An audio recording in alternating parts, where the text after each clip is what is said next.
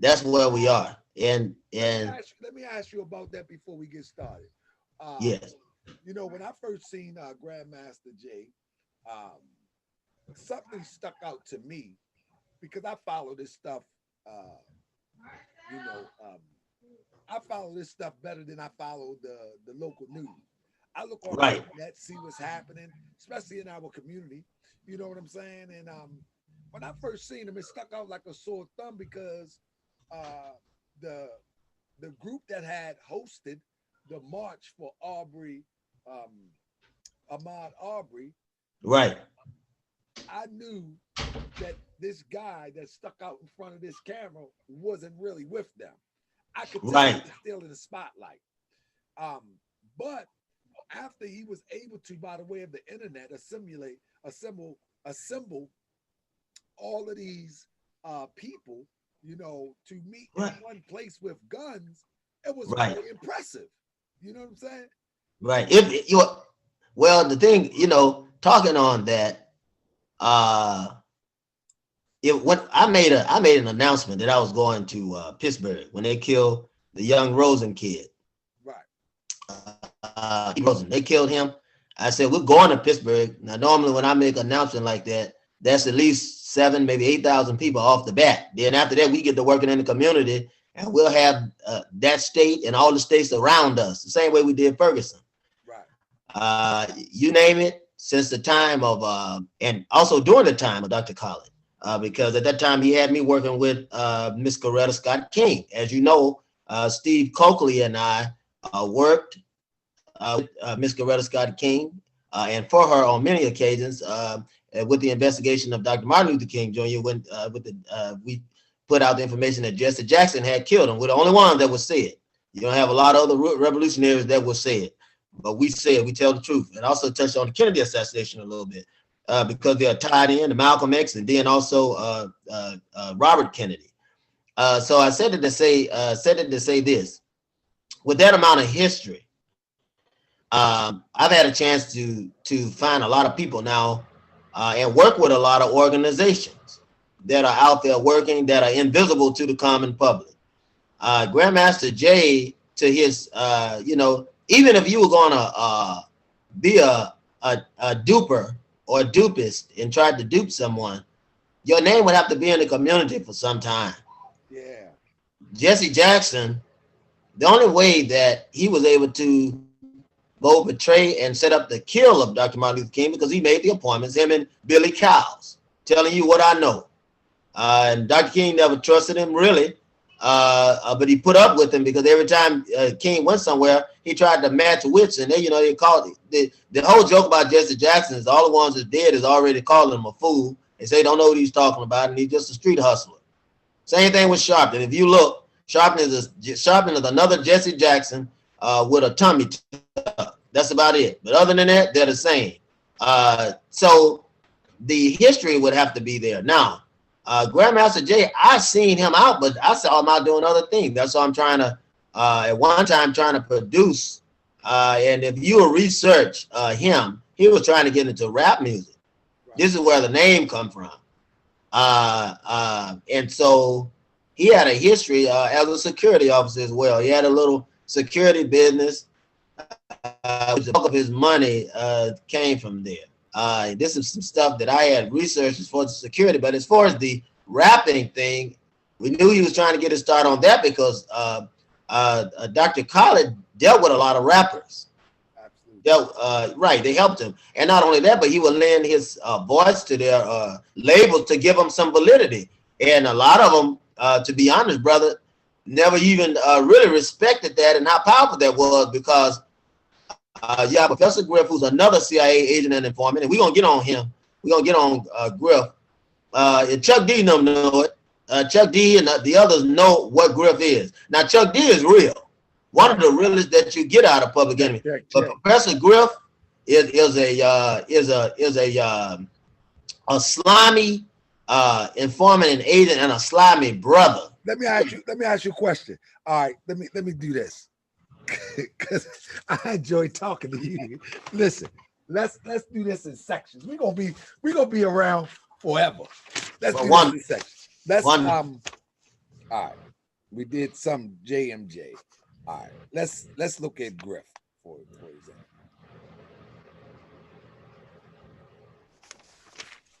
Now, I look at Professor Griff, you know, he has some ways about him that is very questionable. You know what I mean? Oh, yeah. Where does it start to go off track with Professor Griff as it relates to him being a part of Public Enemy? Well, I think he was, they got him while he was in the group. See, that was a struggle. You know, Griff is a pretty boy and he don't want to get old. And that's his first mistake. And he wanted, when you talked about Public Enemy, everybody thought about Chuck D immediately. Chuck D could be gone and come back, brother, in another 20 years and will still have 1 million likes. This is how well he's known. Because Chuck D he's working in the community. You don't ever see Griff in the community, brother. Even back then, he was so narcissistic, brother. He's caught up in him. He was caught up in him. Now, he'll do anything for clout. This is the reason why he got with Dr. Khalid Muhammad.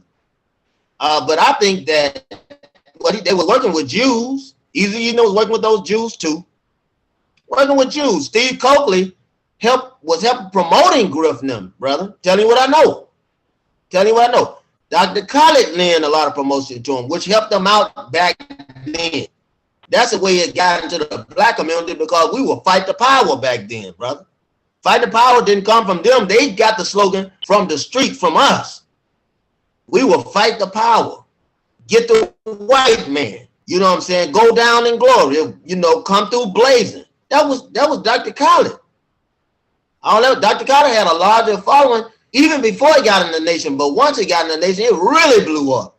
Right. And the minister has said himself openly on many of his tapes that Khalid was with him from the beginning. The nation would not have been what it was without Khalid. Now, this is from the Honorable Minister Louis Farrakhan, who was also a strong leader who came under Malcolm. So you got two generations. You got the generation that must come, and you got the generation that came. So you have the Messianic generation, then you have an apostolic generation, where the minister generation is apostolic. Khalid was trained under him. That's almost like the disciples. When Peter, James, and John and all the other 12 disciples came, then later Paul came. He said, I was one born out of due season. Why? Because I was around these guys. These were the teachers that was with our master, our savior, our Messiah. And they were talking about a social and religious deliverance.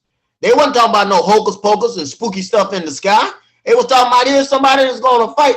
Matter of fact, when Jesus came, they said, look, you're going to bring the fight to him now. We've been waiting. John came. He was talking about you. Now we're going to bring the fight to these Romans or what? Jesus worked with Bar-Abbas, which is the son of Abbas. We say Bar-Abbas, but the Bar-Abbas. Bar means son of, the son of Abbas. Jesus and the son of Abbas were friends. Abbas himself was a valid freedom fighter. And they noted that his son did the same thing. He was raised up in the spirit of Abbas. And so him and Jesus, they would go on speaking campaigns. I'm using this as an example. Let's get back to what we were originally talking about. Now, Khalid was like that with the Most Honorable Minister Louis Farrakhan.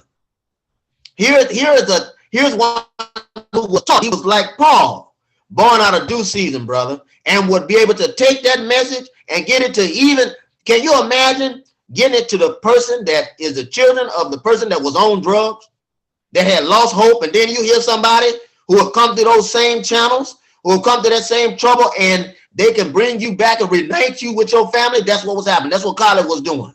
And it was such an overflow, brother, of brothers and sisters, people who wanted to do good. They were getting off drugs, brother. They were becoming teachers and legends.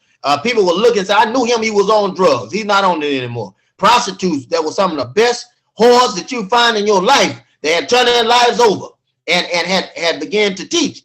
The same thing, you know, we have the same history. What you all do in the Moorish temple, we do the same thing in the Muslim temple. We change the lives of people, change their life, change their way of thinking, give them a different direction and a focus that is godly, building themselves up first and then building up their community.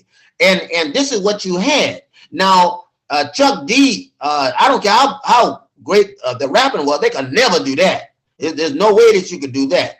But Public Enemy tapped into Khalid. They tapped into the vein of Khalid, which was the doorway to the minister who could give them the teachings of Malcolm, who was taught by the most honorable Elijah Muhammad, who was the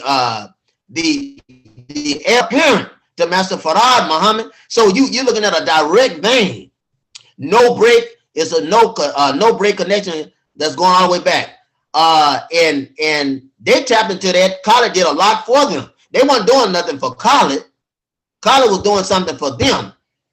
And when he let them sample him, man, those records sold, brother. Every time they put them on the shelf, they had to start selling them out of their trunks. You remember? We're old enough to remember that. They stopped. Let me ask you, brother. You speak Yes, sir. so.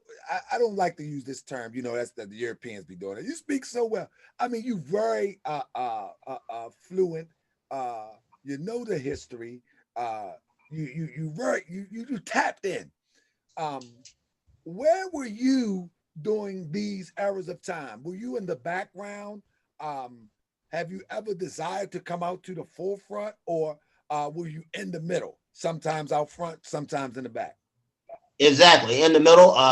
At times when it benefited, because remember, I met Dr. Muhammad at the Temple of Edward X. This is in Mississippi, and Edward X didn't give me a visit. This is an old Elijah temple, old Elijah Muhammad temple, right off of Highway 61, and right off on your way to Tunica. If you going to, or you coming out of Old Tunica, Mississippi, then you'll see it on the left hand side, all the way back in the field.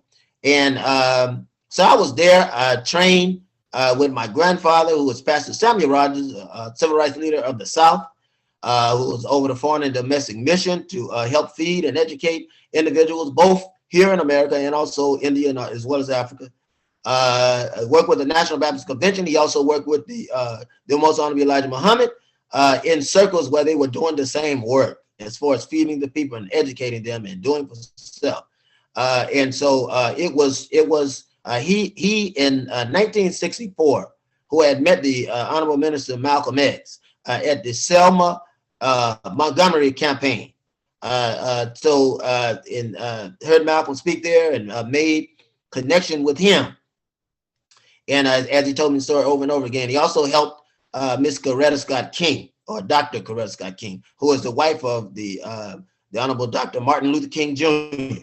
And so this history is the kind of history I come out of. Now, when I was working with Dr. Coretta Scott King, she asked me while I was working for her to be very visible voice, before them, be voiceful, but to remember that their organization had a 10-point clause, which was a nonviolent clause.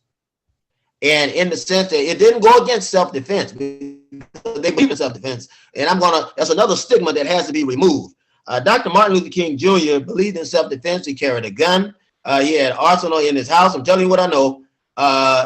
And they've also released what I've known for years. If you go to, just type in Dr. Martin Luther King Jr. kept guns. And when you bring that up, they'll the FBI man who they sat in there to investigate King told them that, hey, this man is very capable of defending himself. So he believed in self-defense. Now, but it was not an aggressive, it was a responsive one. It wasn't an aggressive one, but a responsive one. So, but he believed in nonviolence. So being with his wife and knowing the threats that she was under, when she worked heavily with Louisa Fletcher out of Kansas State, Topeka, Kansas.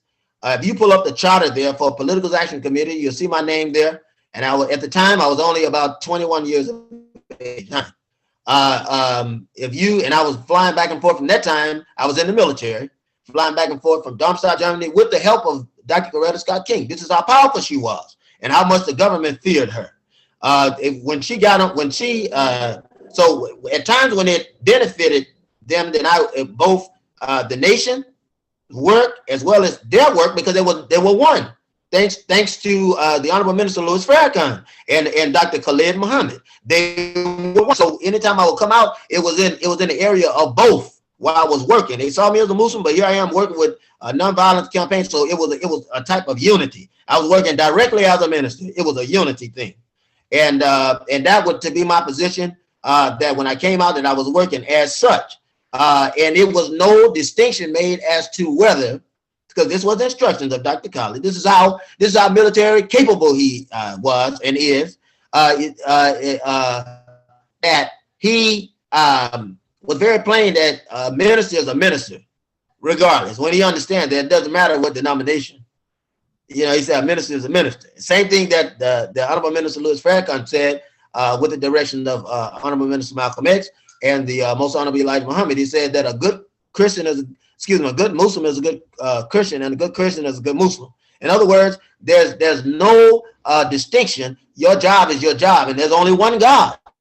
We bear witness that there's only one God, and that Muhammad is his messenger. And people say, well, why do you say Muhammad is his messenger? Well, we're taught that the spirit of Muhammad will come through the Christian as well as the Muslim. That when they say something, that there's no way that you can separate it, because the word is coming from God. So there's no way that you can separate it. And the black man it serves and is more dedicated spiritually and religiously, whether he calls himself a Muslim or not. he is a Muslim because the first Christians were Muslims. And there's no such thing as a Christian. We already know, because Yahashua Asa, which is Jesus, Yahashua Leah Asa, he himself was Muslim. So I was taught with the dedication to come out when necessary. But other than that, I was part of the inner circle of advisory. And my whole thing was to do math or research, if you will, and to pay attention to everything and to give a proper decision and to stand by the decision and to have a A, B, C, and D fallback. And that meant that if A didn't work, B had better be better than A, and C had better be better than D, and D had better be better than C. And that's the way that I was trained. So at the time that Dr. Khallid Muhammad had me in his private inner circle, I was familiar with Malik and all of them. But Malik, as I told people before, was not a Muslim. He only carried the name of a Muslim, but he's not a Muslim. It never have been. He never wrote a letter, and he never received a letter. When you write a letter, you should receive a letter. And even if he had been, he would have to resubmit a letter. He could still attend the temple. You can still attend the temple if he had been legitimately a Muslim, because there are Christians that can visit the temple. But if he was once in the Nation of Islam, he would have to resubmit a letter due to the circumstances of what the rift that the government tried to create between the Most Honorable Dr. Khallid Muhammad and the Most Honorable Minister Louis Farrakhan. And I say that for this reason, because there was no division. There was a separation in ideology, and there was some bitter points. There was some bitter points because of dedication. But the separation of ideology was on what this split, and it had to happen because this is what Muhammad had foretold. So once that understanding had taken place, if you know, both men they talked about what other people said, but they never directly attacked one another. And our instruction was not to do anything to Dr. Khalid, but assist him in whichever way that we could and keep the peace. And brother, he said he trusted me, which he called, his name for me was Little Jesus. But he trusted me because I never left the nation. And out of obedience to the Honorable Minister Louis Farrakhan and the respect of Dr. Khallid Muhammad, whose instruction was that you don't ever leave the nation. That's what the main thing he told me above all things. He said, follow the Most Honorable Minister Louis Farrakhan and stay right to the nation and live the teaching. That's what he said. So when Malik Zulu Shabazz says that he speaks Aubry or the neck talking and all that stuff against the Most Honorable Minister Louis Farrakhan, it's not true. And when he said that the Most Honorable Minister Louis Farrakhan kept him out of the temple, brother, this isn't true.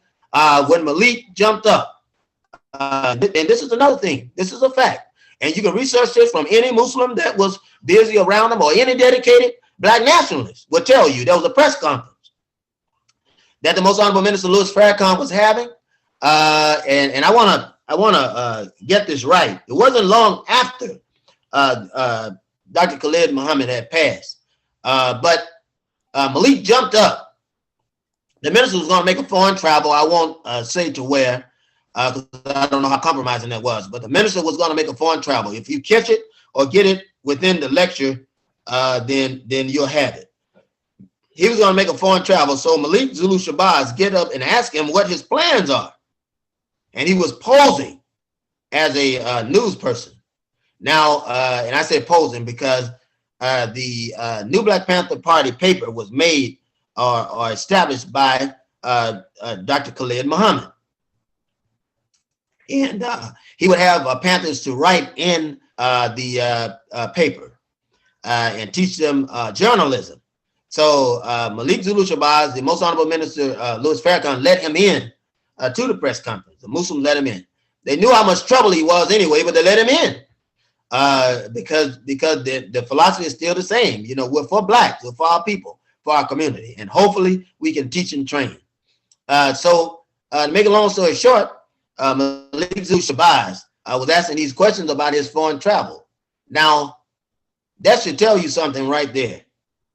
He asked, and I believe the question he asked him was, how did he feel about the foreign dignitaries that he was going to meet? And the most honorable minister, Louis Farrakhan, in this particular press conference said, well, he has no opinion. This is why he's going to meet with them. He hopes to get their help and to be able to work across the waters, be able to work together for what his goal was and the goal of the global black man. And brother, I kid you not, one occasion, the Malik Zulu Shabazz, this is how funny he moves, brother. He has some funny moves. He's very fishy. He at this one particular occasion, I remember when he came up, and I happened to be observant at this time because, as you know, the Honorable Minister Louis Farrakhan went through this cancer where they tried to poison him. It's common knowledge. They tried to poison him, and same thing they tried to do to Chavez, which was Operation Cancer Pants, and they tried to do it, and then they tried to load the seeds they put in this prostrate to do it. So they gave him prostrate cancer. This is when he cleaned the house. They began to clean the house because found he was talking about infiltration and all of that. See, this is what Dr. Khalid kept him protected. Him, Dr. Khalid and Mustafa. You've never seen a security as great as them. But when this happens, and we don't know how, but when it happens that he get prostrate, we know it wasn't natural. Because you shouldn't be able to take seeds, brother. You got to know what government that you're dealing with. You shouldn't be able to take radiated seeds and move something out of the body that has gotten in the body or that the body had created. Cancer, for those who don't know, and I know you're probably familiar with it, but it's really just a dead tissue and clotting of the system. That's all it is, decay. And so when something is canker, they say canker or cancer, same thing. But if the body had created it, something that could be cut out easily. But if you inject something within the body, and I say this because, again, I attended Navy Bureau of Medicine and Surgery, and I did very independent studies on my own. So I'm not talking as some street doctor, or so to speak. But this is something that I learned. No offense against those that can do, because I've seen individuals that can do move bullets and everything that have learned this and have the wisdom of it. A lot of them we train.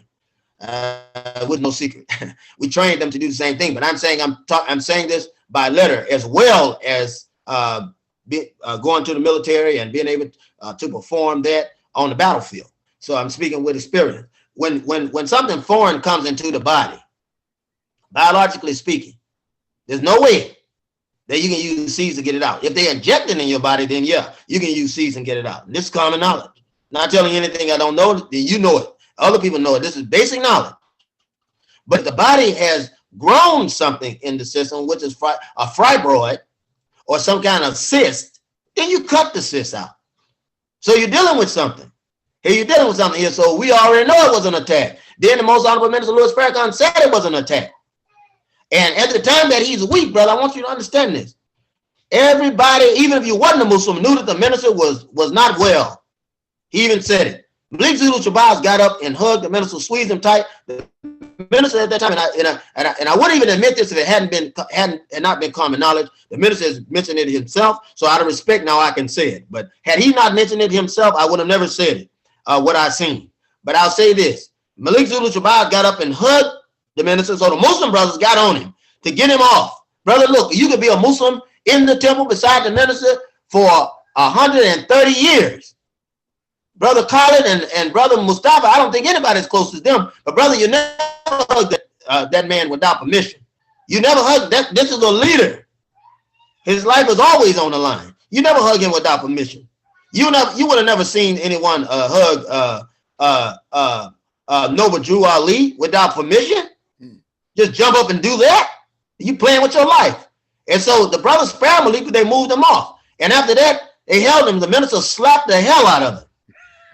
I mean, in common public, he slapped the hell out of him, out of Malik. Malik he'll do anything to be seen. And this is why the agents, the COINTELPRO use him. He's effective, brother.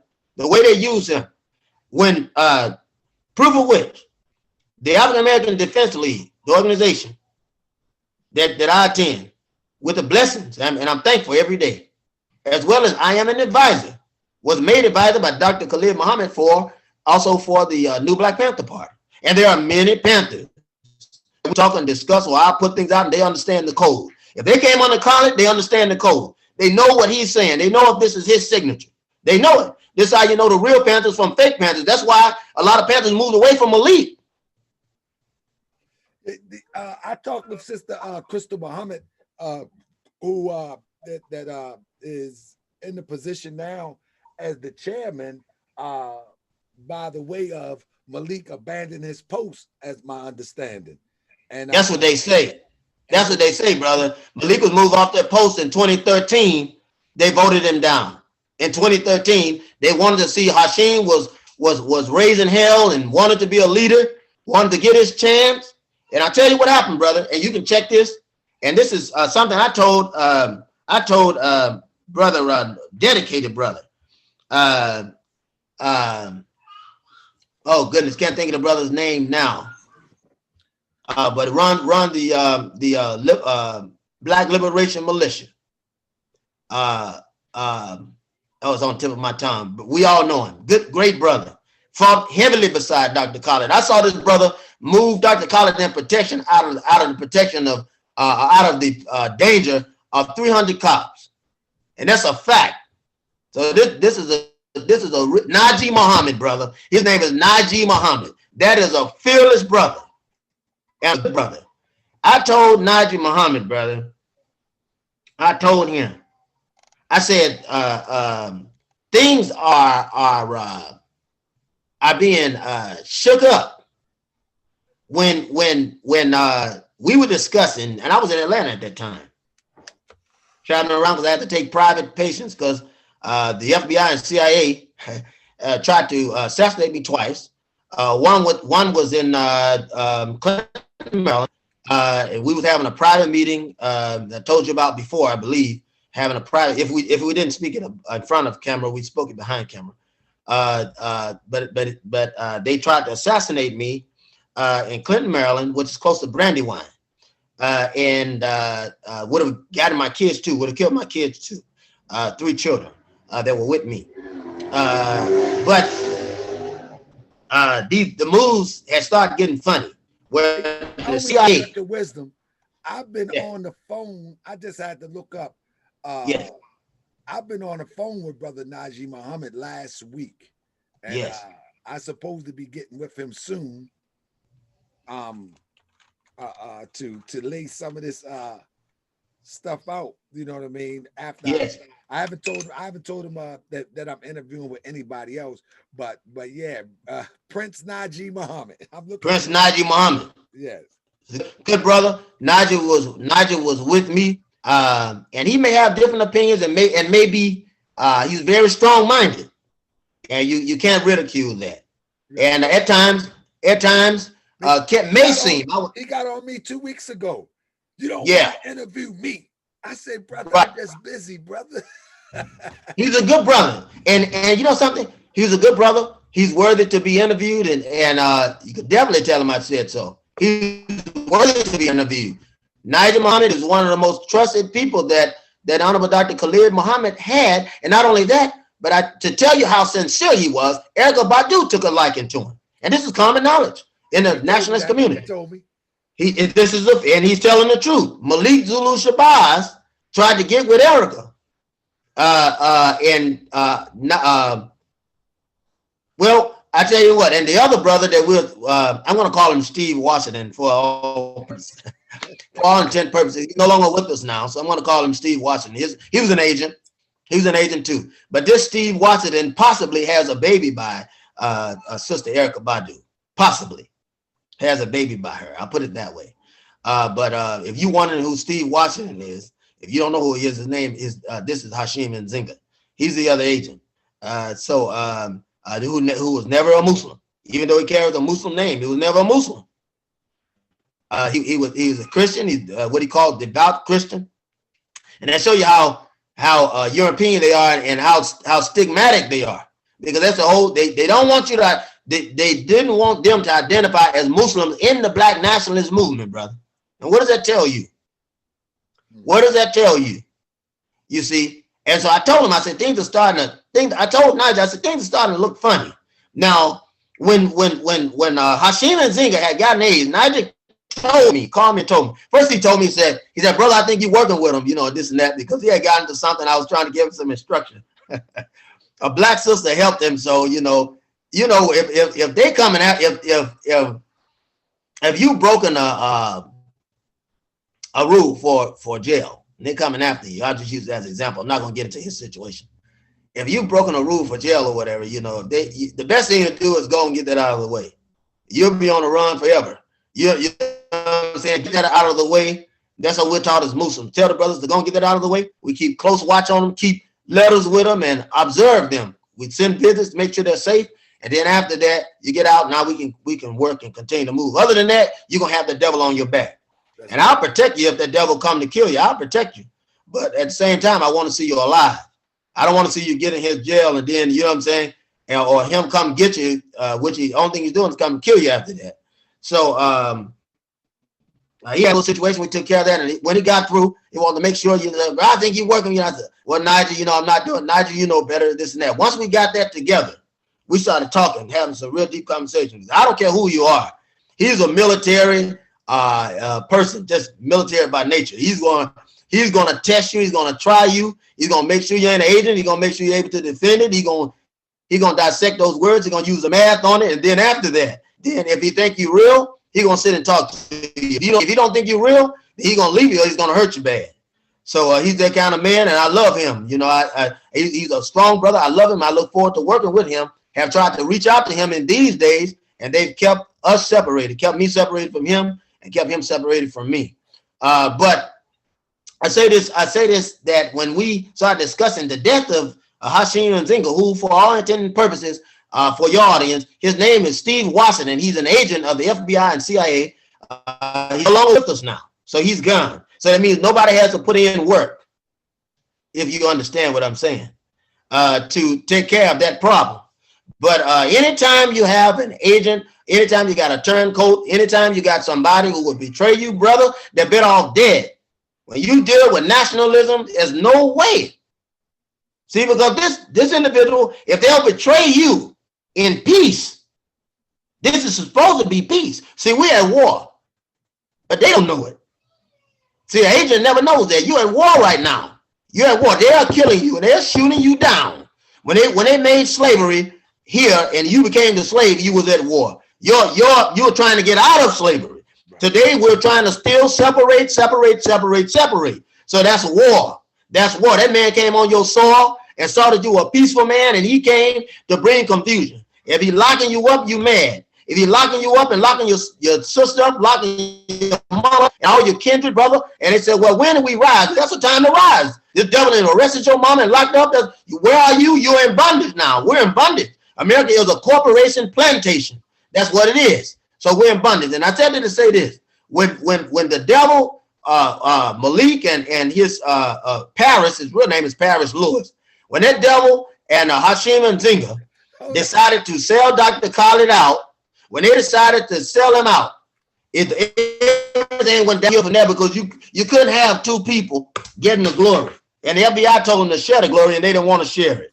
So when Hashim Mzinga becomes the leader of the new Black Panther Party after Malik gave a 13 to 15-year run, when he becomes the leader, brother, how is it that he gets cancer? And not long after that, he dies. What do Malik have? Who would benefit the most from Hashim Mzinga dying? Who would benefit? It would fall right on back in the laps of that devil. Well, just recently, a few weeks ago, they just had a meeting, and now Malik is back in his Black Panther suit, chairing this meeting. This about a week ago. Oh yes, I believe it. I have no problem believing it. And at this point I worry about Crystal Muhammad because I know she's dedicated. You see, because it was Crystal that Khalid had decided would lead. And not only that, but there was another sister, Malika. Sister Malika out of Detroit was another one that was supposed to have been there right after Khalid had left. So you have no trouble convincing me. Malik has nowhere to go. Nobody wants him as a lawyer, brother, because he backs down and betrayed people. He's receiving government-funded grants. Same person that's fighting against the government. And I'm telling you what I know and what I've seen myself. Have government-funded grants to rehabilitate, have hood housing for certain people. These apartments that he have, he's running these things. Well, how can you fight against the government and you get money from them? Now, and this is a fact. This is a fact. If he's not a Panther, ain't nobody listening to him. He can't stand on his own. See, the only people that can stand on their own is people that have been properly trained. If you've been properly trained, I was trained as a minister. I was a minister before I became a nation minister. And I was a working minister as a young kid before that, at 3 years of age. From that time on, I was doing duty. And it was understood that I would do that duty. I was trained up in it. Same way that I would be trained up into medicine and psychiatry later. I was trained. I come from a family of doctors. I was trained into that. And so I was the civil rights. My grandfather was a civil rights leader. I was trained into it, but I had to listen to a lot of stuff. Malik, my humility was there because I was trained that in order to be a great leader, you have to be a great follower. I've never seen Malik follow Khalid. I always saw him challenge Khalid. Anytime Khalid told him to do something. This is why he wasn't a part of the inner circle. I'm telling you, myself and Steve were the only inner circle that Dr. Khalid Muhammad had. Malik was not part of that inner circle, brother. He was an errand boy. And I said errand boy because he never stood as a man. A man would follow orders. He would complete it. A man would have made sure that this man had security around him at all times. He had to drum it up. He would have had this stuff around him, brother. But he didn't have it around him. And why not? Because he's no leader. This is an agent of the FBI. And Sean Quali is another one. All of these ignorant brothers is around him, brother. All of these ignorant brothers is around this devil, this demon, brother. This demon whose time is coming. Can you see that screen share? Yes, sir. I see it. That's a few days ago. Yes, sir. I see it. 19th. He can't leave it alone. He can't leave it alone. The 19th. Yep. He can't leave it alone. He can't leave it alone. You see? Yes, sir. Yes, sir. He can't leave it. Crystal Muhammad, I'm afraid for her, brother. I wouldn't be surprised if we read about her. I'm saying this on your show. I wouldn't be surprised if we read about her. I wouldn't be surprised if we read about her lieutenant that was in the Huey P. Newton gun club. She got a strong circle around her. I just hope they're around her 24/7, because the moment that you blink, that's when they move. Babu Omawali, brother, is a dedicated brother. He's a good brother. The only thing that I don't understand, and that's fine because I was tightly trained. My grandfather was a Christian minister and was more strict than any Muslim minister I ever met in my life. More strict. I mean, if you look at him and the Honorable Minister Louis Farrakhan, they were strict together. And it was a strong, tough strictness, but it was full of love. And you have to have a strict training on you. And it's heavy, brother. You have to be able to hold it up. It's heavy. When you go through something and you have to have a heart with hooks in it. And they had to literally hook the word, and the word had to hook the heart in order for the brother or sister to stand strong. And I said it to say this, when Dr. Khalid Muhammad went through this rift, that's what it was. It was a rift, and the Jewish media was controlling it. King College, they forced the Honorable Minister Louis Farrakhan in a corner, so to speak. But it was a warning sign. Now, he didn't buckle to the pressure, but he knew they were trying to kill Khalid. Brother, look, they had just silenced him behind closed doors. They silenced him in the House of Representatives and the Senate. Nowhere in history, not even with Minister Malcolm, had they ever did that to anybody in the nation. That should tell you how powerful Dr. Khallid Muhammad was. So the minister knew it was coming. He had visions, and his visions, you can trust him. He had visions. He told him, he said, brother, you need to cool off. You need to slow down, brother. Dr. Khalid was moving he was still moving at a pace. This pace, he was moving at such a pace that pace could sustain his body. And when you're moving in fast, even in a car, brother, when you're moving so fast, your peripheral vision is disturbed by the blurs on the side of you. Because you can't catch pictures. You may have a peripheral picture of what's going on around you, but you can't see everything in particular of what's going on around you. And he was moving so fast that the minister said, look, I need to slow him down. And I need to let him know that he's still in the nation. And the minister did that. For him to move him down was a protection. The only protection that he could give. He never put him out of the nation. He was never out of the nation. He was out of the mosque, but it wasn't out of the nation. And only a Muslim understands that. You understand that. You're still under the teaching. You have an understanding. You're not out of the teaching. You're not from under the teaching because you found it to be the way, the truth, and the life. So you're not from under that, and you can still attend anywhere. You can come over to where I am and attend if you would like. But I'm not going to leave you over that post because your life and other lives are in danger, and that's understood. That's understood perfectly. Same thing happened to Minister Malcolm, and the decision personally is made for you to continue to speak after you have been silenced. You can make the decision to continue to speak, but you're going to have the support of the brothers and sisters whether you speak or not, because that's the love that we have, and that's the reason why we were told to respect and assist them any way that you can that doesn't compromise the nation. And that's understandable. And he told us, he said, stay in the nation. Any true follower, he said, to stay in the nation. But Malik Zulu Shabazz, I say again, was not a follower. Was not a follower. So when you have strong instruction, that instruction cling to Khalid. In the other information that you will visit, you will see that he was on his way back into the nation. And he discussed it with Brother Steve and myself. He was on his way back to the nation. And they didn't want that.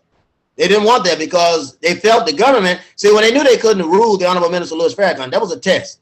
And when the government knew that they couldn't keep Khalid out of there, this was trouble, brother. So they had to, at that point, they had to move quick. And in 2013, because we was pushing to keep the works of Dr. Khalid Muhammad and the teachings of Dr. Khalid Muhammad as a nation minister working outside of the nation, within the nation. And that's what it was called, outside of the nation, within the nation. And when we were working for him, we had such disturbance from Malik Zulu Shabazz. He's never known where to stand. And first thing he'll ask you when he sees you, said, did you know Dr. Khalid Muhammad? He rides off that. Did you know Dr. Khalid? He rides off of it, brother. And I mean, he has nothing else. He has nothing else. And I believe that the CIA and FBI recruited Malik Zulu Shabazz out of Howard. Howard is full of agents. Howard University is full of agents, brother. They love them whites. They'll serve them whites and run after them. They love them whites. Howard University is a coon's nest. It is a coon's nest. And I hate saying it. I hate saying it, but it is. They recruited him there. You say it's a coon's nest. Oh, yes, sir. Yes, sir. Coon's nest. Oh, my goodness, brother. Hey, brother, what I have you to say that I passed a part of our interview to my assistant in Atlanta. He's been on the radio for almost, over 20 some years, named Brother Akhenaten. You yes. see his name right here on the thing. I need to change it actually, but it ain't gonna show up later. But anyway, I sent the video to him. He said, man, that's Malcolm protege. And I noticed that you go by Mauricelm. How you say it? Mauricelm X. Mauricelm X. Mauricelm X. That's how I go. Yes, sir. Yeah. So, have you been told that before, that you come off with that Malcolm energy? It's very strong. Well, I've heard people say it about the Honorable Minister Louis Farrakhan, and I've had the tease. I've had the tease even prior from really 10 years of age. I was in study early, and when I came to Edward X in Tunica, they told me the same thing. And I can see it, but I think that it was Malcolm had an old way, an old preacher's way. And I think that's what they see. I was raised by a man. As a matter of fact, when my grandfather got me was in my life, at the time he was 80 years of age and my grandmother was 77. So that may have a lot to do with it.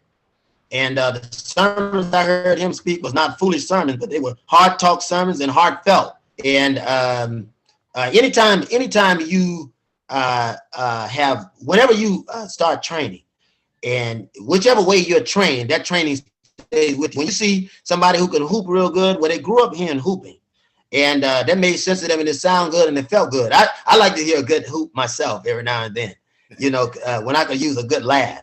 Right. But when you see someone who has been taught what they call foundational doctrine of truth and social reformation, which is what I was taught, then and that's the kind of speaking that I came under. So you could see that, and I saw both Christian ministers, even old Garveyites that spoke the same way. My grandfather, as I told you before, was institutional Baptist, and as you know, institutional Baptist men were Garvey men. They most of them still kept with the Garvey movement, even though they were with the National Baptist Convention, because Garvey himself was a Baptist, but he was what they call a black theology. Revolutionary black theology is what he taught, and I have heard it. I think it's a compliment, and I'm thankful. I'm thankful for it. Indeed. So it's Mauricelm X. That's correct. All right, got it. I can't mess that up. I was looking at it when I asked you. I said, "Oh man, I'm gonna butcher that." I mean, my name get butchered all the time anyway. So yeah, I don't mind, brother. But let me ask you: do you mind if I upload little clips leading up to, and this won't be on little clips? Oh no, look, brother. We get to, because I'm giving you. We need to talk every chance we get. Oh yes, I'm giving you that information on purpose. So anytime you get to the place where you want to start releasing that, brother, I'm doing it. I feel like I'm on a timetable, and I said that for a reason, because this is something we need to get out. And while we're getting this out, I'm also organizing a mock funeral for the Most Honorable Dr. Khalid Muhammad, so he can get a Muslim funeral and be laid to rest the right way.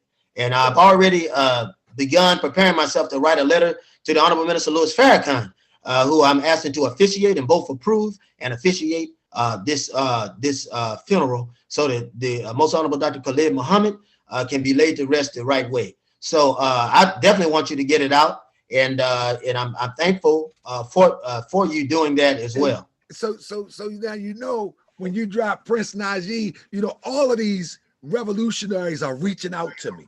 All of them. Yes. I reached out to you. You know what I'm saying? I seen a post that struck me. But all of these revolutionaries are reaching out to me. And I think this is the place where we will have a voice. Yes. Because there is even a lot of people that profess, unfortunately, as the young youth say, we got to keep it a buck. Unfortunately, even those that's on media in the NOI in this era of time, they're really not touching this right now.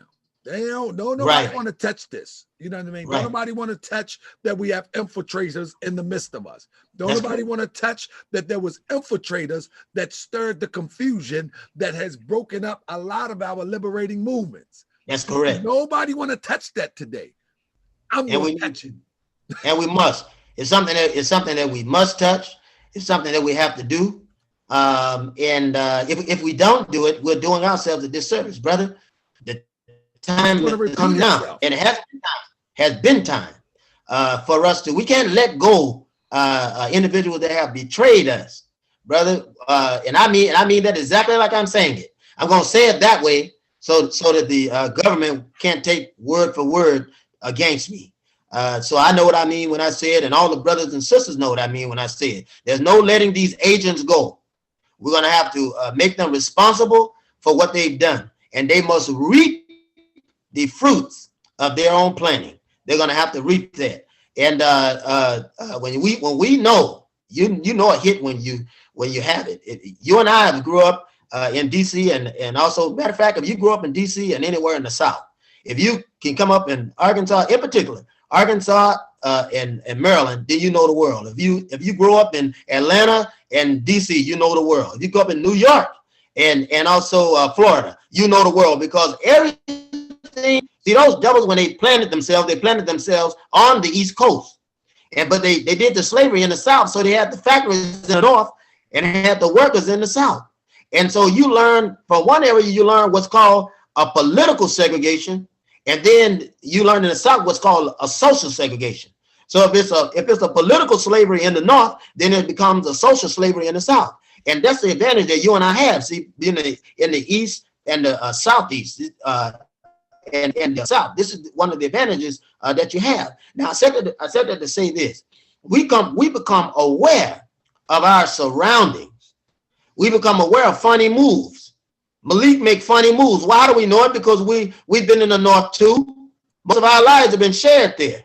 You see, so we know it in DC and Maryland and Philadelphia and Delaware. Man, you learn politics. You know politics in those 4 states. You know politics. If you don't know politics, excuse me, Virginia too. If you don't know politics, then you ain't been listening, because you raised up in politics. So when you see a brother like Dr. Khallid, and they don't talk about how the death happened, brother, you don't even see it in there. They said Dr. Khallid died. I look on Wikipedia, it's the same thing. Dr. Khallid died. You want to talk to brothers and sisters about what poisoning is and what it does? All you got to do is look. The white man has been using the same thing he's been using for years. You can get cyanide from apples. You take apple seeds, you can make cyanide. I didn't have to go to pharmacy and toxicology to understand that. You can make cyanide from apple seeds by boiling them. And once you boil them and see it rise, all you do is sift it. You can make regular cyanide, give it to somebody, and you can poison them. So I said that to say this. It was on natural death for you to die vomiting. The only way that you can die vomiting is that your system has been compromised. And you vomit because your system is trying to get it out. So if you eat something that is foreign to the system and it interrupts you, then your system is trying to get it out. Dr. Khallid threw up 3 times, brother. Before he went to Atlanta, he was at Malik Zulu Shabazz's house. I'm telling you what I know. We advised against it. Both Steve and myself advised against it. But he went there. I said, brother, I need to come out of from behind the curtain. He said, no. He said, I need you working in the shadow. This is a fact. And those that were really around know. There were particular people, Steve and a few others that know. There were older people that know, that worked and did work with Dr. Khalid Muhammad. Also, actress Phyllis Stickney. I don't know whether you know it or not, but Dr. Khalid Muhammad was dating Phyllis Stickney. At one time, she told him to be careful. She would follow him around and made sure she was a major supporter to him. His wife was a major supporter to him. Khalid had organized himself where he wasn't going to have any money troubles. The land that was bought, Wesley Snipes bought land. Dr. Malachi Young bought land.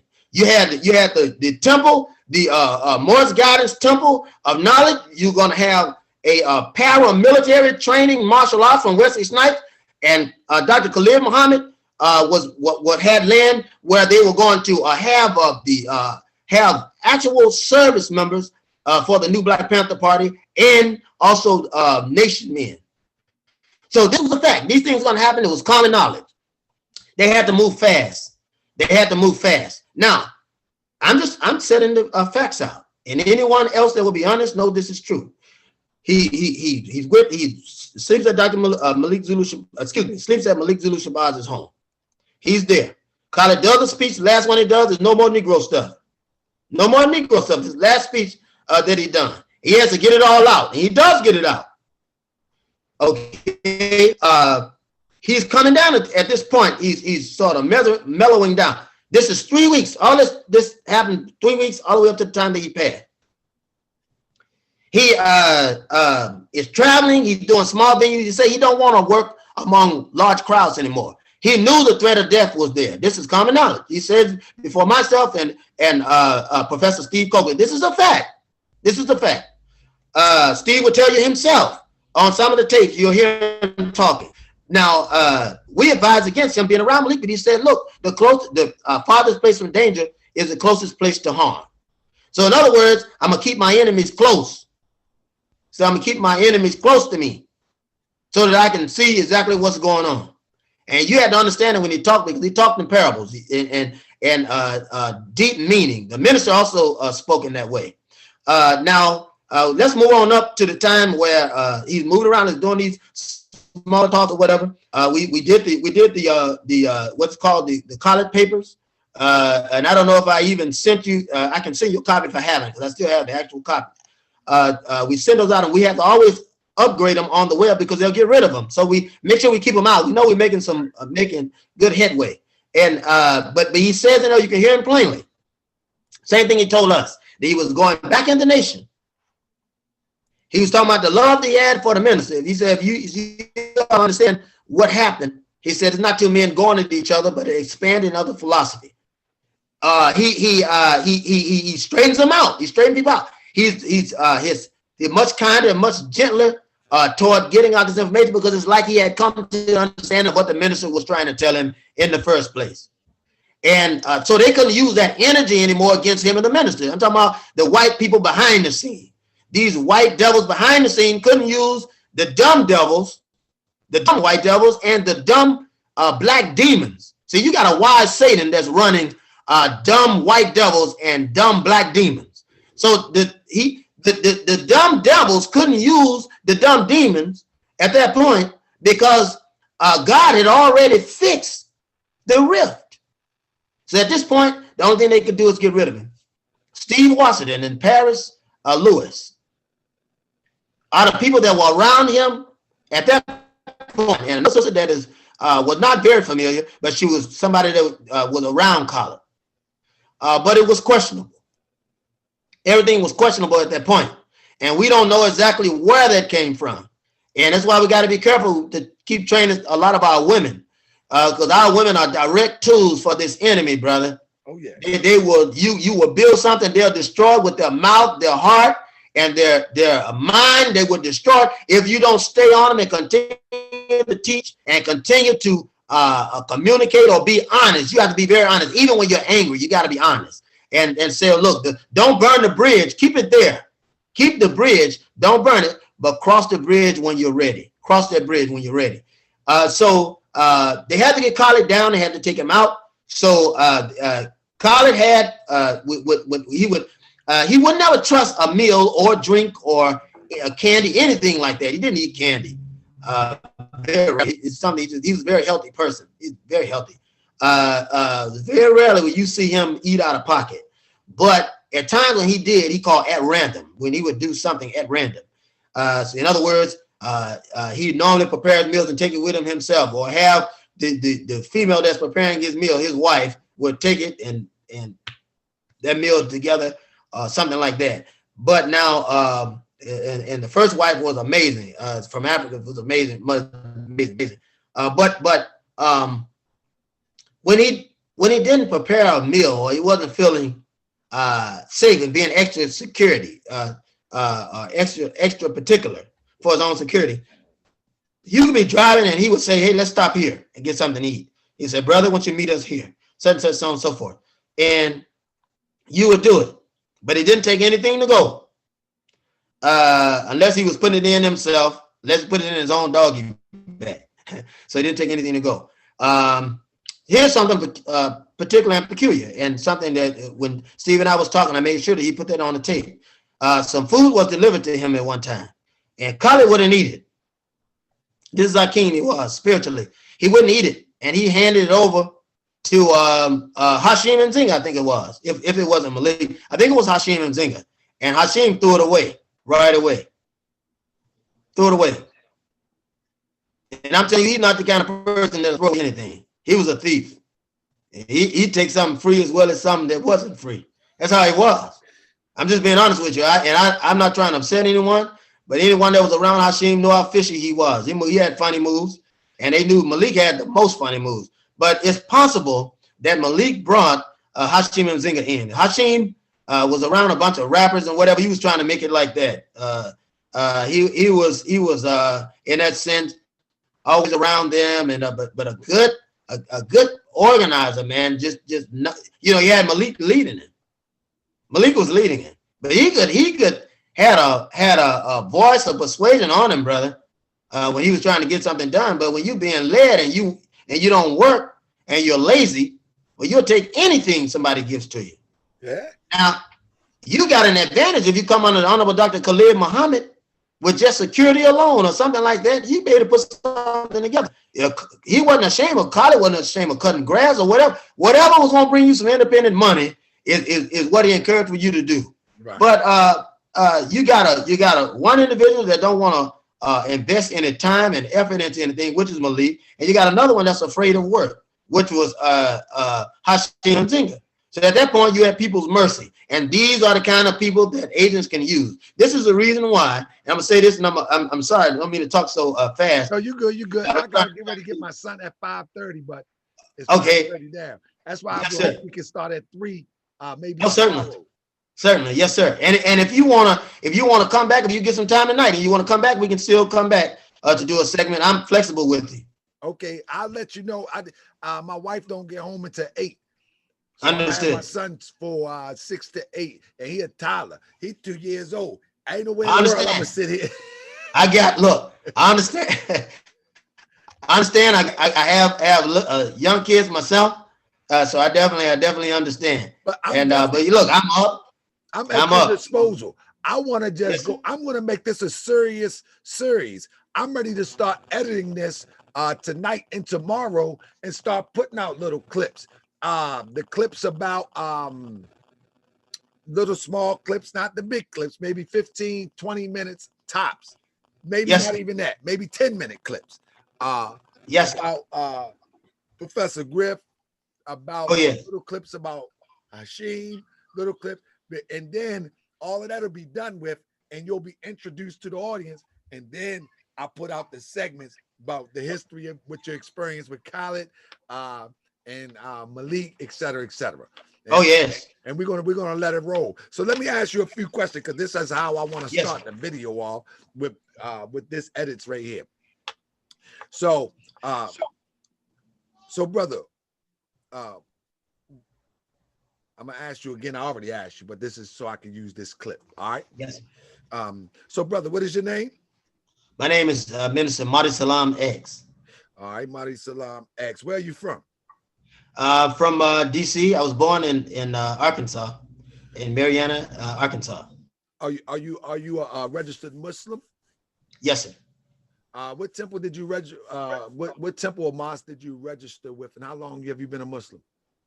I was a Muslim. I registered with, as I said before, Edward X, which is in Tunica, Mississippi. It's an old mosque, old Elijah Muhammad mosque, off of Highway 61. After which, I met Dr. Khalid Muhammad at 13 years of age, and at that point, when I followed him, I wrote another letter when he was at mosque number 7, and I wrote a letter from that mosque. And at the time that when I would be, I would attend that mosque. And what is your relationship with Dr. Khalid Muhammad? Dr. Khalid Muhammad, I've known him since the time I was 13 years of age. He and I worked together. He heard me speak at Edward X at the Nation Temple there in Tunica, Mississippi. And at that time, it was active temple. You're talking about, I was 13 years of age at that time. So we're talking about 86, 87. He and I worked together on a campaign to work in cahoots with Miss Coretta Scott King, Center for Nonviolence and Social Change. And after which, I was introduced by him, introduced to the Most Honorable Minister Louis Farrakhan, through him. And from then on, I would travel, and also I would support and aid him. And I was direct part of his inner circle, along with Dr. Steve Coakley. So is it safe to say that you have experienced the comings and goings, as well as the ups and downs of the life and times of Dr. Khalid Muhammad? Oh, yes. Oh, yes. Okay. Certainly. Okay. How much time did you spend with Dr. Khalid Muhammad from the age of 13 until his untimely death? Well, all of it except the time that I was in the military. I went in the military, but I still continued to support him.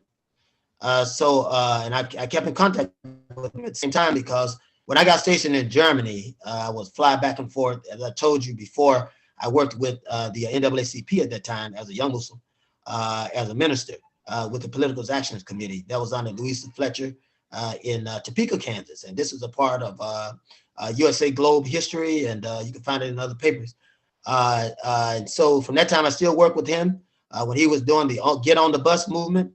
That's what we called it in Kansas for us. I helped organize that too. And that's after I had gotten back from Germany. But anytime that I was in Germany, whenever I flew to America, I would see him as well. And he and I worked very close. Anything that I could do for him, I would do. But he would also give me instructions on how to assist Miss Coretta Scott King. And also when Sister Betty Shabazz was going anywhere, that I would also be security in the shadows to make sure that she was safe. And anytime that Miss Coretta Scott King was going anywhere, that I would be security in the shadows to make sure that she was safe. And I organized myself and my cadre to do the same thing, who were other people that were both trained and organized by Most Honorable Dr. Khalid Muhammad. How well do you think that you're known within the Nation of Islam circles?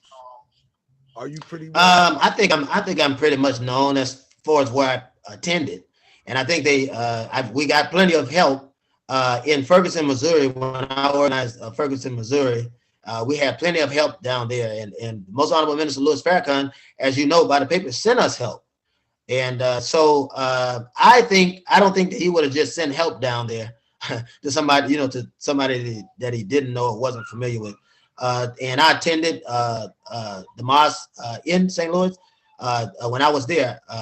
So I attended the mosque there, close to, or within the area, I'll just put it that way, led by Brother Donald Muhammad at that place. Also attended, when I was at Fort Campbell, I attended Lexington Mosque, which is headed by Brother Damon Muhammad. When I was in Greenville, South Carolina, I attended the mosque there. And the minister there, I was very familiar. So I think that if you're attending, and of course, Savior's Day, I've always attended Savior's Day. I missed the last 3 Savior's Day, but I've always attended up to that point, even if it meant me flying in from Europe to come in when I was out of state, what they call OCONUS, or if I was in anywhere I was in the state, if I couldn't go, then I made sure that I would pay for somebody to go. And when I came down, last time that I came, of course, with my family, and I always bring someone. So with my family and the others that I brought. So I think that it's safe to say that they're familiar with me. I'm familiar with them. We talk on Facebook. And sometimes when I'm coming a little hard on the opinion, the brothers will upgrade me, iron sharp as iron. And so I think that's pretty safe. That's one of the reasons that I asked, because I'm pretty well known in the NOI circles. I'm a Moorish American, but I'm very, very well known. Yes, I'm well known by Nori. I'm well known by even I got word that the minister was asking about me from some of the things that I cover on my program. And yes, as we talk about this, I do know that brothers in the nation really, I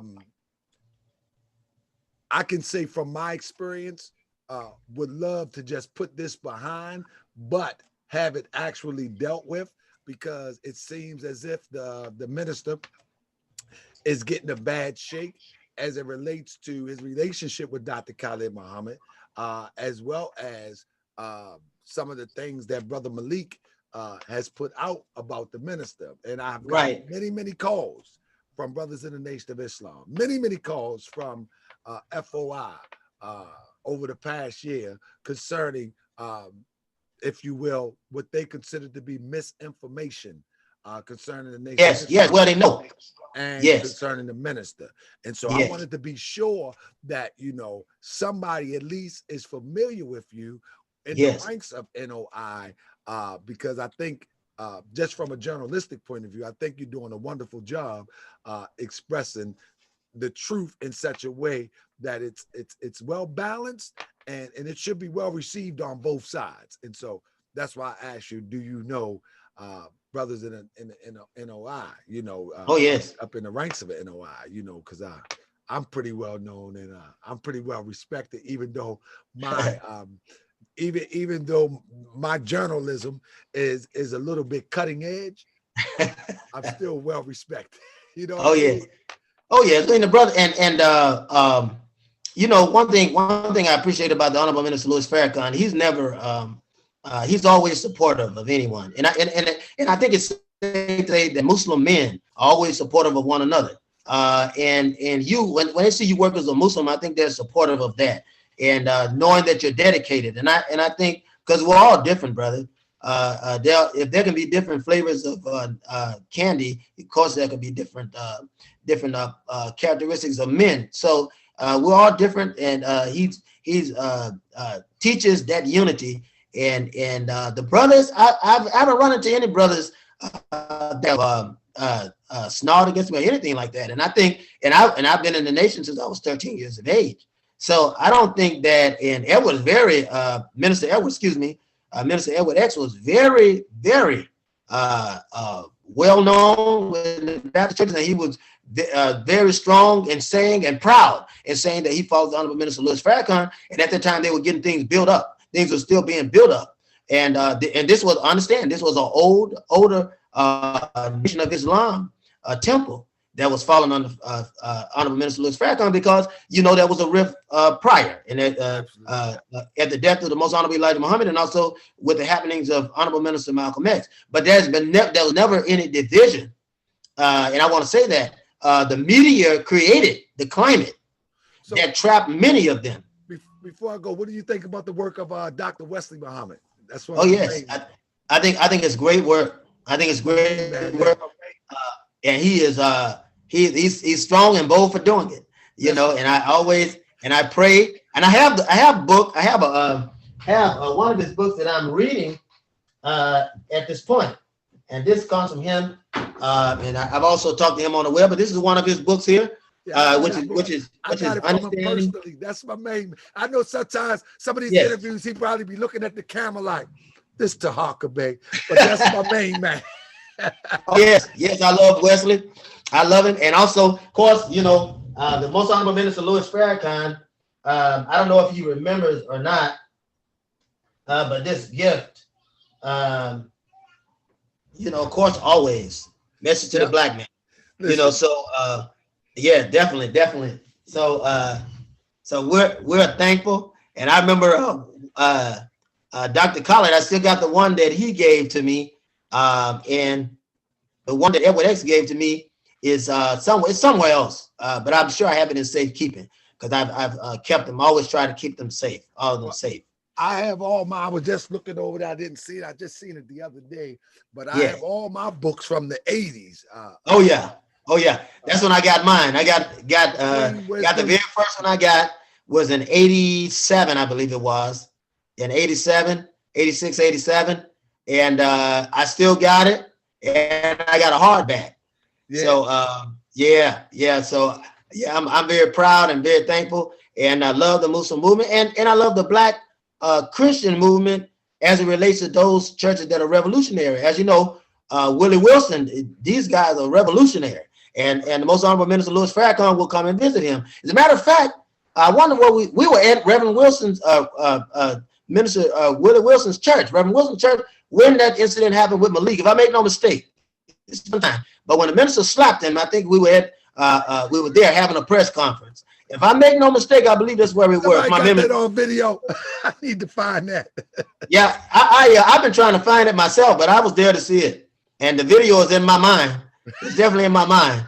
Yeah, and but minister, I want to say this real quick too. The minister told Dr. Khalid that the New Black Panther Party had been infiltrated with FBI. I remember that. He told him that, and he told him to be careful. He also told him, he said, remember, he said, you're not in the temple, but you're in the nation. He said, and Khalid was feeling very good. In the last, these were the last few days of his death. This was put out. Me and Steve come together. Steve, of course, all of the work was his. I was just there to assist. All the work though was his. I did what I could and was happy to be there with Steve Coakley is who I'm speaking of. But you're here loving the minister loving Khalid. They bumped into each other at the airport. They talking to one another and all that. All this has happened. I missed one of the meetings. I wasn't there when the meeting when they met. I wasn't there when he and the minister met. But Steve told me about it, and then Dr. Khalid is talking about it on the tape, and we're there. So I just thought it was beautiful because, again, as I say, Dr. Khalid loved the minister. Dr. Khalid never spoke against the minister. Dr. Khalid, even when he did No More Negro stuff, he was venting, but he never spoke against the minister. That's the difference. It was a strong vent, but he never spoke against the minister. And he told us, he said, I don't trust anyone that's not in the nation. If you left the nation because of me, he said, I can't trust you. He said, you're somebody that's emotional. He said, and I can't trust that. He said, my goal is to go back in the nation. And if Brother Steve Coakley was here, he would say the same thing. But because he's not, since we were all there putting this stuff on the tape, then you'll see the tape says the same thing that I said. You'll hear him talking to us at some juncture. Hopefully, and the tapes are very poor, but you hear us talking to him, and he says the very same thing. That his teaching was that you would stay in the nation, and that what is going on between him and his spiritual father is between them. And he said, I want you to understand. He said, we're united, but not divided. Indeed. So let's close with that so I can go grab my son. I'm going to text you when I get back in. Maybe we can jump back on a little bit later. Oh, yes, definitely. I'm at your disposal. You just let me know. We 10 o'clock. We can set it for 10 if you want. And let me check with my wife, and I'm going to get you right back, all right? Certainly. All right, peace, my brother.